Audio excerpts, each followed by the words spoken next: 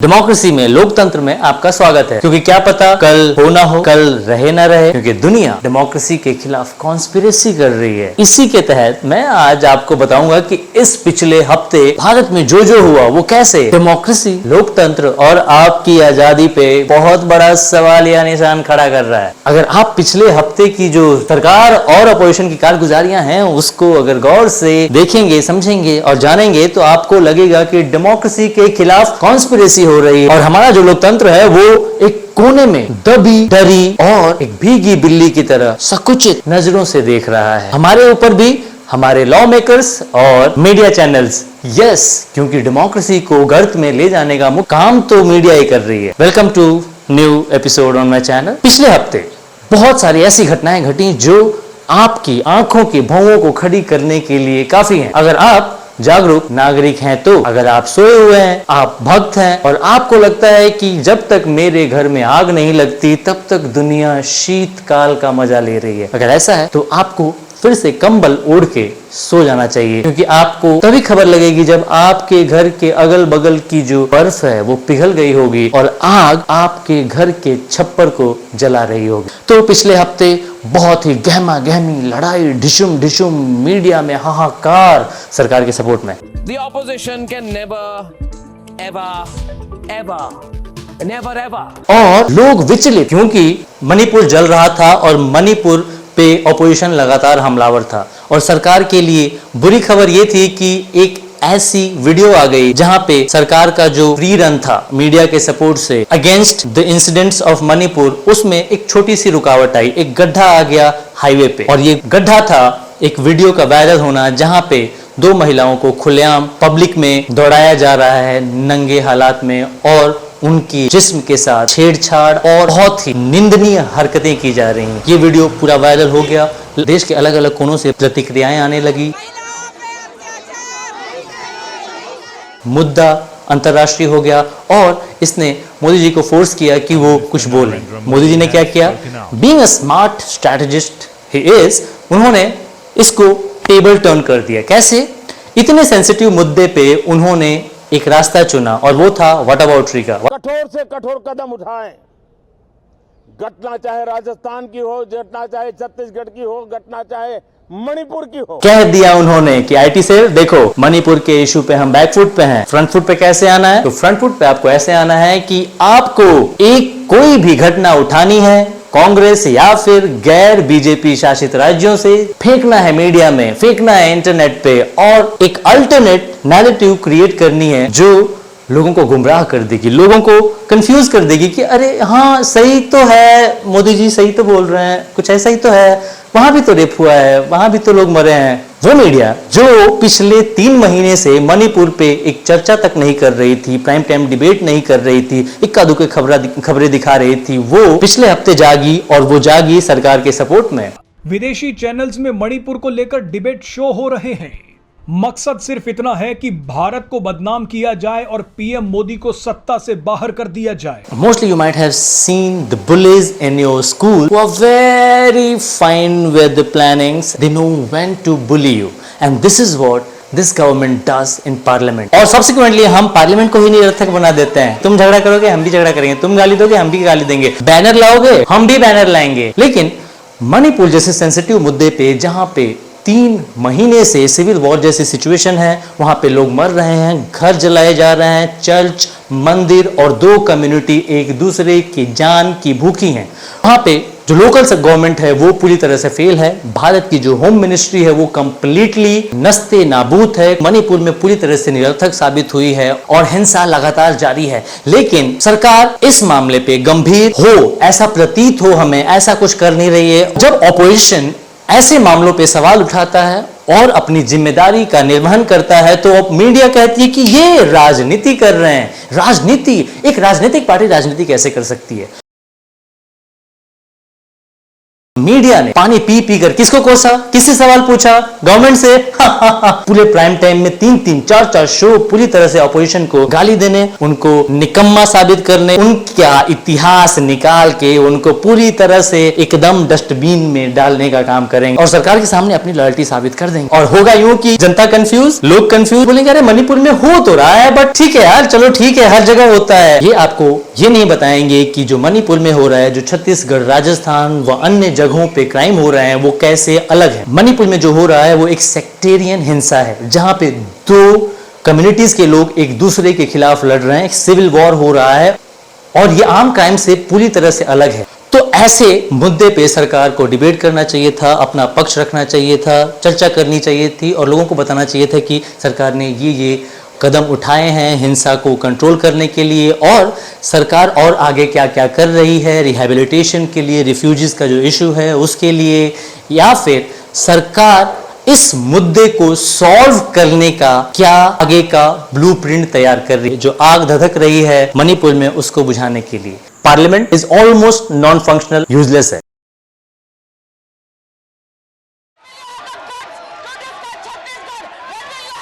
कोई काम नहीं हो रहा है, रोज एक पर एक बिल पास हो रहे हैं in the politics of oppositions continuous disturbances in the parliament. No confidence motion accept कर लिया गया है ओम बिरला द्वारा, बट इसी दौरान सरकार धड़ाधड़ कानून पास किए जा रही है। उन्होंने इस सत्र में, मानसून सत्र 2023 में कई सारे बिल पास कर लिए बिना किसी चर्चा के, चुपचाप। और वैसे भी हमारे जो ओम बिरला हैं, धनखड़ जी हैं, इनको कोई खास फर्क नहीं पड़ता। ऑपोजिशन क्या है यार, लोगों द्वारा चुने गए लोग जो सरकार में नहीं है, बाहर हैं और जनता के सवालों और उनकी जो अंदेशाएं हैं उनको पटल पे रखते हैं संसद के, उससे कोई फर्क नहीं पड़ता। अब तो जो है वो सरकार की मंशा है और सरकार के इंटेंशंस है, उसके अलावा सब डुबियस है, सब क्वेश्चनेबल है, सब बेकार है। सबसे टॉप पे जो आती है वो है डिजिटल डेटा प्रोटेक्शन बिल, बहुत ही कंट्रोवर्शियल बिल है और इस पे जो एक्सपर्ट्स का कहना है कि ये आरटीआई एक्ट को और कमजोर कर देगा। अबे और कितना कमजोर होगी, ऑलरेडी 2019 में तो इन्होंने उसकी वॉट लगा दी थी, लेकिन फिर भी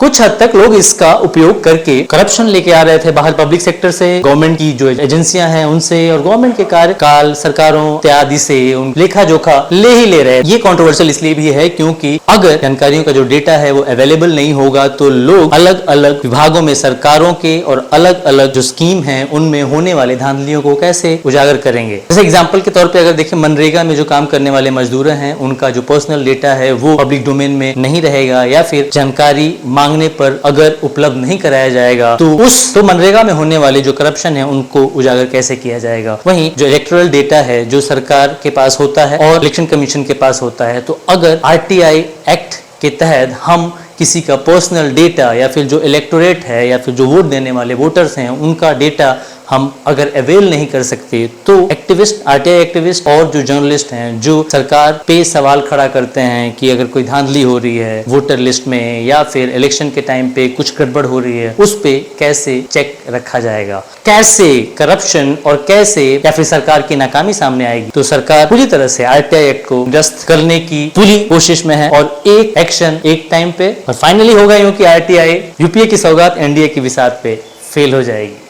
जो दूसरा बहुत महत्वपूर्ण बिल सरकार ने चुपचाप पास करवा लिया वो है फॉरेस्ट कंजर्वेशन बिल, जिसके तहत अब जो जंगल के जो एरिया है वहां पे कंस्ट्रक्शन करने का हक मिल गया है सरकार के परमिशन से। और बताइए आपको सरकार किसको परमिशन देगी? जो संरक्षण मिला हुआ था वन एरिया या फिर जंगलों को या फिर ट्राइबल लोगों की जमीनों को, वो खत्म हो जाएगा सरकार की इच्छा अनुसार। इसके अलावा बहुत सारे और भी बिल हैं, जैसे डीएनए टेस्टिंग पे जो बिल है उसको सरकार ने चुपचाप वापस लिया। ये तो हो गई बिल्स की बात और ऐसी बहुत सारी बिल्स आने वाली हैं, 31 बिल पास होने वाली हैं और मुझे पूरी उम्मीद है कि 31 बिल भी पास हो जाएंगी और मोदी जी पूरी तरह से आएंगे और जो नो कॉन्फिडेंस मोशन लेके आए हैं ये इंडिया वाले, उनको पूरी तरह से एक स्पीच में नस्ते नाबूद कर देंगे और मीडिया बोलेगी वाह मोदी जी वाह, क्या मारा है, ये चमेट मारा है इंडिया को, ऐसा बोलेंगे ये। झूठ बोलो, बार बार झूठ बोलो, जो भी बोल सकते हैं सब झूठ बोलो। मोदी जी के पास टाइम नहीं है ना, फिर भी देखो वो इंडिया पे बात कर रहे हैं, वो बता रहे हैं कि कैसे इंडिया इंडियन मुजाहिदीन हो सकता है, कैसे इंडिया पीएफआई हो सकता है। इंडियन मुजाहिदीन भी नाम रखते हैं, इंडियन पीपुल्स फ्रंट भी नाम रखते हैं,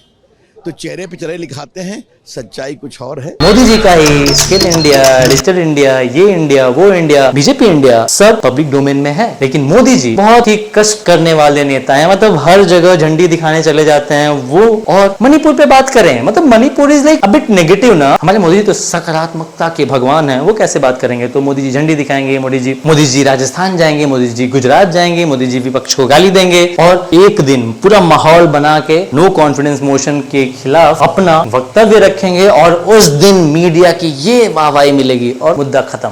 रेप पर राजनीति है। मणिपुर पर बवाल और राजस्थान बंगाल पर चुप रहने वालों की भी आज क्लास लगेगी। ऑन अ सीरियस नोट, इसके अलावा भी ईडी, सीबीआई, एनआईए सबका पूरी तरह से यूज हो रहा है। जो इंडिपेंडेंट वॉइसेस हैं इंडिया में, जो सरकार के पक्ष में नहीं बोल रही हैं, और ऑपोजिशन लीडर्स का तो बुरा हाल है। वो तो जाए कहां, या तो बीजेपी में शामिल हो या फिर पूरा ईमानदारी का चोला पहने, जो कि मुश्किल है। राजनीति में सफेद कपड़ा लोग पहनते हैं, लेकिन सफेद कपड़े के नीचे बहुत दाग होते हैं। उन्हीं दागों का इस्तेमाल मोदी जी कर रहे हैं, क्योंकि उनके पास सीबीआई है, ईडी है, हर वो एजेंसी है जिसके थ्रू लोगों को अपने पाले में ला सकते हैं। Maharashtra, NCP, Shiv Sena, many to come, maybe Bihar, UP, you never know. अच्छा, इसी से एजेंसियों से याद आया कि यार इसी हफ्ते सरकार ने सुप्रीम कोर्ट के फैसले के बाद, जहां पे उन्होंने ये कहा था कि ईडी डायरेक्टर का 3rd टेन्योर एक्सटेंशन इलीगल है, उसके बाद फिर से उन्होंने याचिका दायर की सुप्रीम कोर्ट में, जहां उन्होंने कहा FAFT की जो सर्वे होने वाली है इंडिया में, उसके तहत हमें संजय मिश्रा ईडी डायरेक्टर की जरूरत है, क्योंकि ये बहुत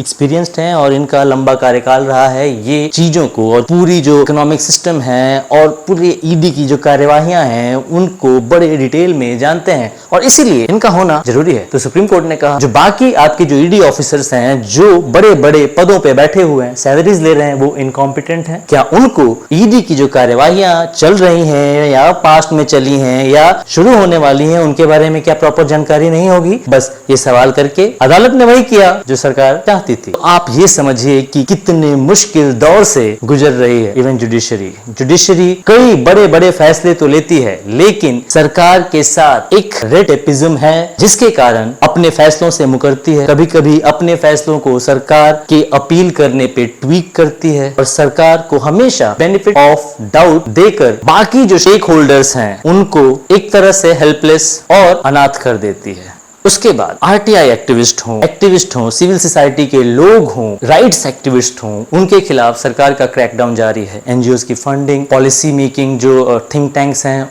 उनके अगेंस्ट एक्शन, ये सब एक अच्छे खासे प्लान का हिस्सा है, जहां पे ऐसी सोच जो सरकार की नीतियों के खिलाफ पनपती हो या फिर प्रोपगेट होती हो, उसको जड़ से ही काट देना या फिर उसको उसकी हवा पानी बंद करके घुट के मरने पे मजबूर कर देना। तो democracy is Indeed in danger. Look around you, look what people are talking. For example, Manipur. If you'll talk to people around you, they're very clueless, and the ones who know about it are victims of narrative wars. I mean, they don't have a rational view on it. The main reason for their lack of knowledge and awareness about Manipur issue is the ignorance of media. The media decided to not show and talk about Manipur for almost 2 months. When they did talk, they talked to save the Prime Minister and create a shield where he can go on and propagate his propaganda. Government is very relaxed and chilled out because they know they have people in media to defend them and manipulate any issue in their favor and turn everything, even the most diverse situation for the government, against the opposition and people questioning the government. 38 with the BJP, 26 with the I.N.D.I.A. Because I'm not going to say 26 are with India. Who are now win-win situation for media and corporates who are running these media houses and government indeed. Media is very crucial part of democratic setup. अगर media ढंग की नहीं होगी तो वही होगा, सरकार जो करना चाहेगी वो करेगी। हिटलर ने सबसे पहले क्या किया? हिटलर ने सबसे पहले मीडिया को कंट्रोल किया, मीडिया को अपने पंजे के नीचे लाया और उसके बाद उनको अपना प्रोपेगेंडा टूल बना लिया। और ये एक तानाशाही रवैये का शुरुआती लक्षण होता है, जब एक रूलर मीडिया को अपने कंट्रोल में कर ले और मीडिया वही बताए, वही सुनाए जो रूलर या फिर राजा, प्रधानमंत्री, राष्ट्रपति बताना चाहता हो।